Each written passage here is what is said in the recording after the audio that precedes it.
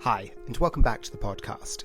I'm Similana, and we're going through the work of Rav Hirsch. It's what we do on this podcast. We try and articulate his perspective.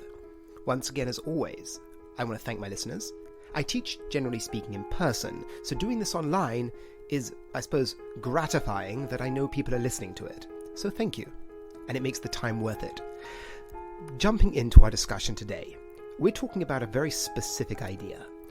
We are now at a pivotal stage. We've just shifted between categories of commandments. We've shifted from Edot to the next category, which is called Mishpatim. But before we go on, we really do need to have a discussion about what exactly Rav Hirsch thinks the underlying goal of the Torah is. Perhaps we could phrase it in three specific questions that perhaps you could ask anybody who's engaged with Judaism. What is the goal of Judaism? Meaning Judaism, Edot, the calling to the Jewish people, the purpose behind creation. Why? Now, a person could get awfully philosophical at this point and put on the glasses of Maimonides and say, such a question doesn't make sense. You can't ask for a reason why creation, because that would pre-exist creation, which is impossible. And if God had a reason for creating, you could say, why was he beholden to that reason? But we're not going to do that. We're going to ask a question from within our experience. What does the Torah tell us the purpose is? How does the Torah describe its evolution? And through that lens, we can appreciate a reason. And that's what Rav Hirsch does in his work 19 Letters. But he asks two further questions. Is that cause, that purpose, is it noble? Now that's an interesting question. What do you mean, is it noble? And the last question is, well, if we can say we can talk about a purpose and we can talk about its nobility, and we can answer both those questions, how do the commandments in the Torah fulfill that? That's the idea that Rav Hirsch is always going to go back to. How do the commandments in the Torah fulfill the purpose of our reason for being? Now, what we've done over the course of Torah and Edot is more on the realm of education. You translate ideas from your mind to your action with Torah. You live out these principles in symbolic drama when it comes to Edot. But now we're on to Mishpatim. There's more of the embodied action taking place here, and Mishpat is an act of justice. So we really have to reflect once again, what's the goal of everything? And on one foot, if you will, the idea of the book, the 19 Letters, Rav Hirsch develops this. A gentleman comes to him and asks him some questions, fictional, but this Binyamin asks him, why should I do this? And he doesn't go down the road of, I don't believe in God. That's not really the question. It's, why should this call me? Why should I be part of this never-ending chain of misery just because I was born a Jew? Why should I do it? I don't feel the calling.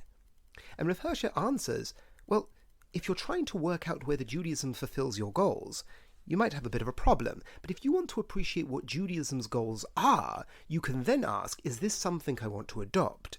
And then we can ask, how do the commandments in the Torah fulfill this purpose? And what Rav Hirsch proceeds to do is give us a history lesson. Well, not so much a history lesson, more like a theo-history lesson. From creation all the way down to the creation of the Jewish people, to the exile. And at each stage, Rav Hirsch develops key themes that he thinks are at the root, the substrate of why Hashem gave us the Torah, why Hashem commanded the first man and woman not to eat from a tree. And we're going to have to, I suppose you could go to the Midrashat Raphael website and listen to my recordings on the 19 letters. We're up to letter 10. But in essence, his answer is love and justice. That's the core of why we're here, to propagate love and justice. L'avda u'l'shamra. You've got the two sides, din and chesed, love and justice. Hashem created with order, with structure, but he gave, and he gave to that which didn't deserve. That is what love is. And these two principles Rav Hirsch develops as being the core of what we mean by Hashem. At its most basic level, it's justice. Hashem created the world and then began to give. What is the giving of that which doesn't deserve? It is on a framework of justice. Justice is the framework which you're always standing on. Because if you give to thee who doesn't deserve, that's making an assumption there are people who do deserve. That's where love and justice interplay. And when we begin with Mishpatim, this is the first time we have that principle being lived out directly. The way Rav Hirsch puts it is that what is for the mind, the unity of God, is for justice in conduct. Once again, in the mind you have the unity of God, and that leads out to viewing the world as having a framework of justice, and living out the principle of justice is that in conduct. And we're going to develop this more next week when we open up with Tzedek, but the idea of justice itself is the beginning of the living out of the purpose. So in essence, there are three categories. There are love, justice, and the education towards love and justice. That is what the Jewish people are here to do from the vision of Rav Hirsch. We are to be a light unto the nations. We are supposed to embody love and justice, and we are supposed to educate ourselves and those around us to these two principles.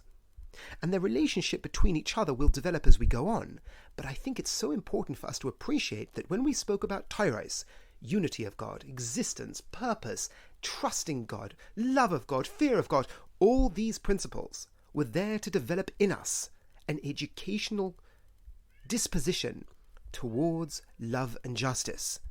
As I said, we can just take the unity of God as one example. If I look at everything around me as being a product of the divine, I then ask the question, with this in mind, what is the correct way to act? That is already feeding into your lens of justice. When it came to Edot, these principles that we embody in symbolic ritual and drama, Challah, Shabbos, festivals, fast days, tzitzits, tefillin, mezuzah, are orientating me towards these principles. But now, when it comes to the Mishpatim themselves, we are living those out. Now, there are two categories for Rav Hirsch when it comes to principles of justice, and it's important at this point once again to distinguish them. There are Mishpatim and there are Chukim. Both are foundations of justice. The only difference between the two of them is one I can understand through direct experience of being human, and one I need God lenses for, which I don't have. To explain it another way, I understand why I should treat another individual with justice, because I'm a human being, and they're a human being, and I understand what it means to want to be acted upon with justice. Thereby, I can live that out to another. Chukim, reserved for the areas of life that I don't have direct access to. The animal kingdom, my soul, my relationship with God, all these require another perspective that I don't have. That's where trust comes in. But when I'm living out chukim, it's not I don't know what I'm doing and I'm doing arbitrary random things. It's I'm living out justice, but through a different lens. The principles on the ground I don't have access to, but I trust in the Almighty that these are in fact the correct things to do in relationship to these things that I don't have a direct perspective on. I don't know what it means to be an animal, but I can't cause them unnecessary harm. A person can say, why not? The answer why not is because of Sar Balei Chaim. You might feel it's icky, you might not feel it's nice, but on its most basic level, when all of that stuff goes to the side, a Jew looks squarely in the face of the questioner and say, because it's a chayk, because there is something about what I shouldn't do to this animal that I can't understand or see the perspective, but it's an expression of my commitment to justice. Now we're going to go through the Mishpatim. Chukim will come next, but now we will live our life through the lens of the Mishpatim. And the appreciation for the Mishpatim is because I know what it means to be human. So to recap, we spoke about the substrate, the foundation of what everything is coming to. Love and justice, and the education towards love and justice. That specific formulation was ascribed, or thanks to, I suppose, to Sam Liebens, doctor of philosophy, Rabbi Sam Liebens in Haifa University. He was the one who formulated in this 3-stage process, which he drew out of 19 letters, which I think is a great way of expressing this idea. These 3 stages: love, justice, and the education towards love and justice. And then we spoke about Mishpatim. and understand why Mishpatim, there's this idea that I would know Mishpatim without the commandments of the Torah. Yes, because you know what it means to be human, and you can understand that.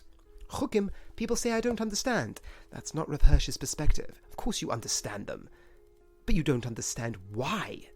You understand them in the sense that you're living out the principle of justice, but you just don't have all the variables in front of you, because you can't see the variables. You don't know what it's like to be an animal. You don't know what it's like to, be a species of plant and knowing that you shouldn't be mixing them.